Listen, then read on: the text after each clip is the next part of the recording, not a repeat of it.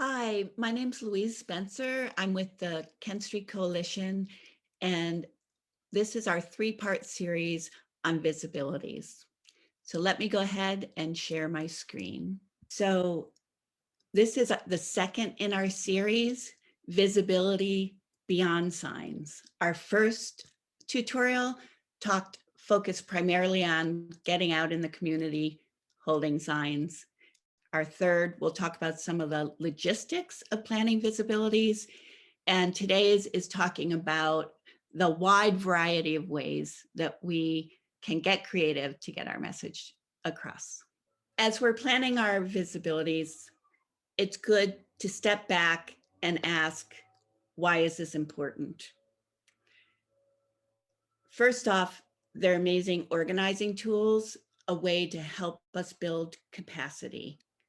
That in turn helps us to build coalition and ultimately to build political power. We also want to support our legislative champions, those who get out there day in, day out, whether it be at the State House or meeting with constituents in the community. That's hard work in the best of times. And as we all know, these have been particularly difficult times. So by being out there, supporting the issues that they're fighting for, um, letting them know we're on their side, we've got their backs. It's a tremendous value to any visibility that we do. It's also how we hold bad actors accountable. So what's happening at the State House, we want our communities to know about that. We want what's going on under the dome to be brought back to our local communities. What votes are taking place, how they impact our lives. This is especially important in red towns where the legislators aren't going to come back and highlight their most egregious votes. So we kind of have to do it for them and make clear how it's going to impact our schools, our property taxes, our quality of life, and to show that there are different ways forward. This impact on our local communities really is a key reason to bring visibilities out to each community rather than focusing solely on the State House or other big venues. It's one of the primary reasons we want to be seeing visibilities crop up across the state. That's the way we're going to reach our neighbors. And then finally, this is a chance to amplify our message through media attention, whether it's the media just hearing about the event or showing up, or outreach that we've done to the media. We always want to think about how we can amplify the message further, and the media plays a key part in doing that.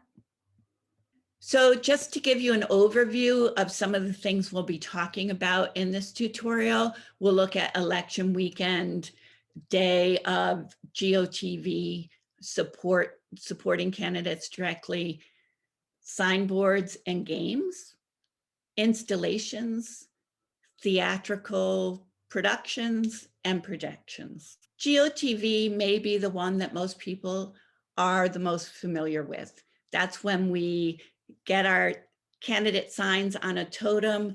We go out the weekend before an election or at the polls on election day, holding those signs, making sure that our community and the voters in our community know that our candidates have lots of support and that they inspire people to action.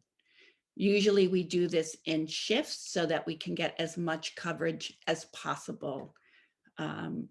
Again, you want to think about doing individual signs, but also sign totems so that you have the slate of candidates that are running in your town. Make sure that you're covering all the polling places. So that's particularly important in cities to make sure you're getting each ward if there are separate polling places. And you also can consider pre-election day rallies. We know of a town, Bo, that handed out cookies along with holding signs. And that was a great way to capture the public's attention for sure. And then here are some examples. As you can see, it's also a lot of fun and it builds enthusiasm. It builds the energy. It makes it seem like, it's happening. These are the folks that can inspire people to turn out. So they're the ones that should be getting elected. Now, we also have a new tool that we've been using recently that Dennis and Deb Jakubowski have created, and it's a signboard. As you can see in the truck, it's a large board. You can change the messaging depending on the event. You can drive it around, you can take it off and use it as a center piece for other visibilities. It's a very versatile tool. And it's always good to bring humor. We've talked about that before, and games are a really good way to bring humor.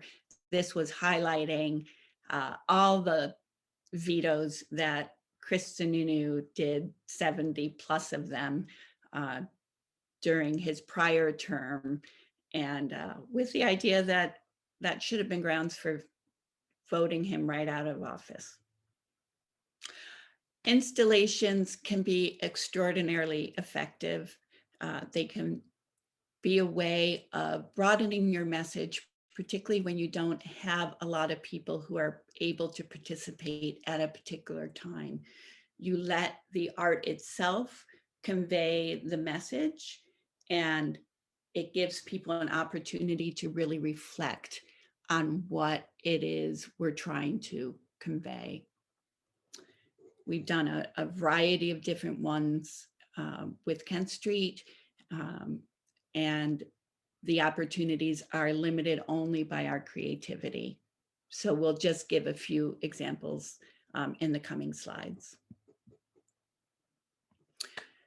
This was a graveyard that we put together, probably one of our most effective installations.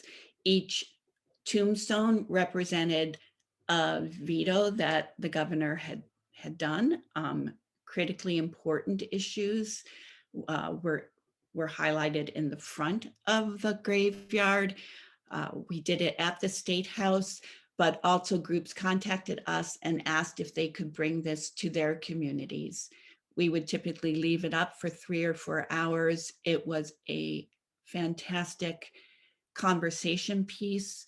It welcomed the public in to ask us questions and to learn more about why we were there and what we were trying to convey. Here was an installation that went up to focus on the tragedy of Homestead and other child detention sites, and that kids were being held, separated from their parents and held in cages.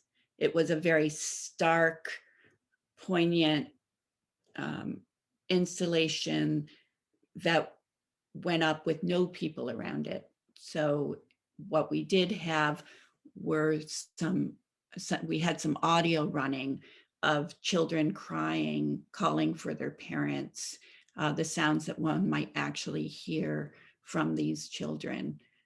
But we had no other people around to answer questions. We let the installation speak for itself.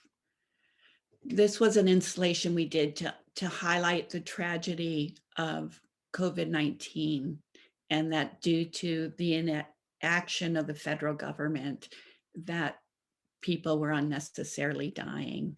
So we had one of our members build a coffin, and then you can see the Black body bags representing those who had died. And then the tombstones made out of foam board.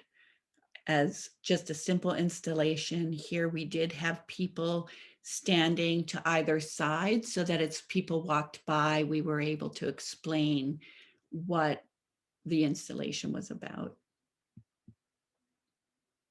Here again, you see the body bags. In this instance, they were used to highlight the lack of shelters for homeless on some of the coldest nights of the year. And a small group of folks went out during the middle, having made the body bags, went out under the cover of dark and placed them in strategic locations across the city, so that when people woke up in the morning, they would see these and give thought to just how difficult it was for people who were having to live through the cold with no shelter, and how that was going to result in the tragic deaths of some. This was another effort to highlight the situation at the border, particularly how many children were being separated from their parents. And we used pairs of children's shoes to give people a point of reflection. What does it really mean? How many kids is this happening to? Again, a visual representation of a tragedy that was unfolding. What I love about this is that it represents how visibilities can arise out of individual talents and passions and interests that people have. So we have a number of people, not only in Kent Street, but in a broader coalition, who are quilters and artists. And they came up with this idea of trying to represent all the people detained at the border, the family separations, by developing these panels. And each one represents a certain number of people detained, and overall, the entirety of the panels represent 45,000 people. Again, just highlighting that it's our creativity that drives the visibilities. Then there's the use of theater. So theater can be a really important way of getting our message across. Sometimes it's simply a matter of using costumes. Other times it's taking some actions in those costumes to underscore the issues that we're trying to highlight and bring attention to. Here we see a procession of the handmaids, as abortion rights are increasingly under attack and reproductive rights are repeatedly under attack.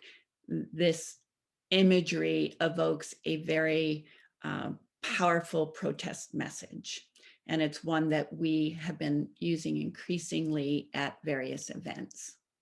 The costumes are simple to make. Again, we have some very expert sewers, and they brought those talents to this particular way of protesting. Here's another example of using costumes. This is the Red Rebel Brigade, which is an international movement to draw attention to the threat that our Earth is under from climate change and other environmental malfeasance. So here we wanted to draw attention to those people who were showing up at ERs in acute mental health crises and having to wait days, if not weeks, to finally get treatment and an appropriate treatment bed. The hospital gowns were a way of drawing attention to the fact that these are vulnerable patients, vulnerable people who are not being treated as patients. So another creative approach is light projections. One of the benefits of this is that it requires very few people and it can have an outsized impact. it can be done on a large scale or also on a small scale. So here we see a large scale version projecting onto the side of a building. This was at the Democratic Convention here in New Hampshire in 2020.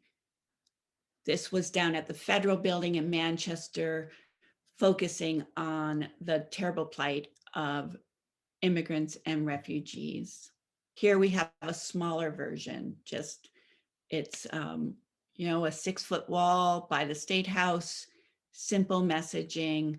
Here also we've added some pictures of those who tragically died in detention or trying to cross the border.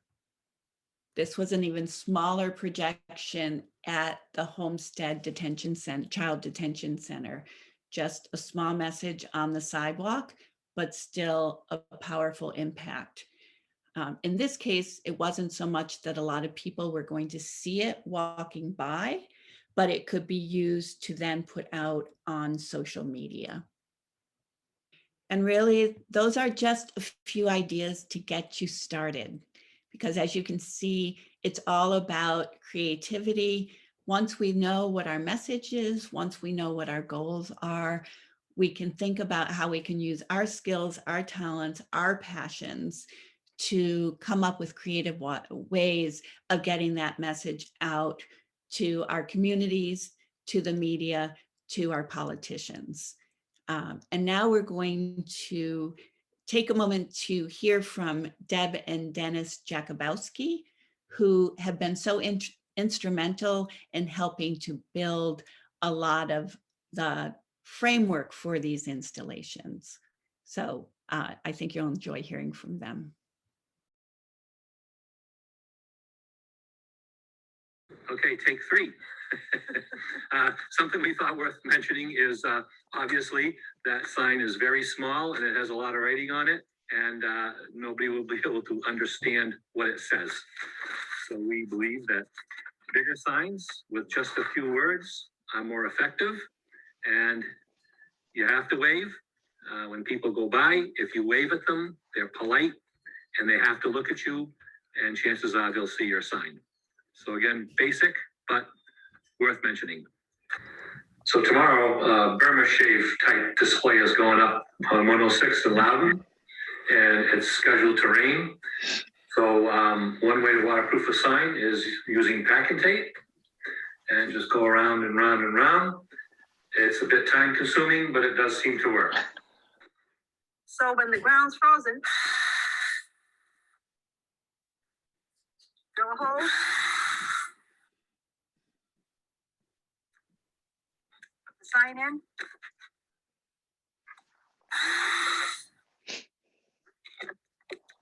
Done. Okay, let's move on to this project. The ladies at Kent Street came up with a great idea to draw attention to Governor Sunun's record amount of vetoes. And so what they did is bought foam core, and I brought it home and chopped it into that tombstone shape on my bandsaw, so I could do, I think it was 25 at once, right in the box. And then the ladies at Kent Street, the artists, went to work and made up, I think we ended up with 79 of these. They are pretty flimsy, so we went ahead and stapled and glued a piece of Luan on the back of each one so that they could go into these stands that we made. Pretty low tech.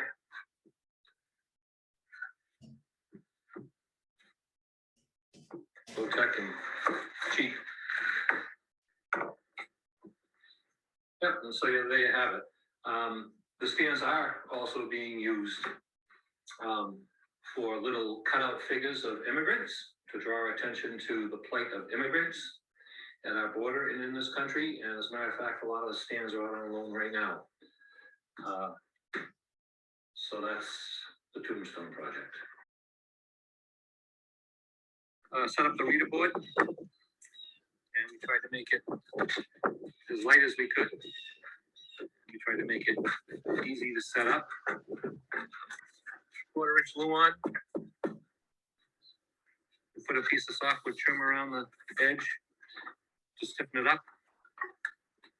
And the tracks are just a piece of softwood. The stands we built out of 2x3s to keep them light. And the whole thing cost about $150 all in, 1/4 inch glue on, 2x3s, paint. The letters were $80 from Amazon. And that's 8-inch flexible letters. And then you can put whatever message on that you wish.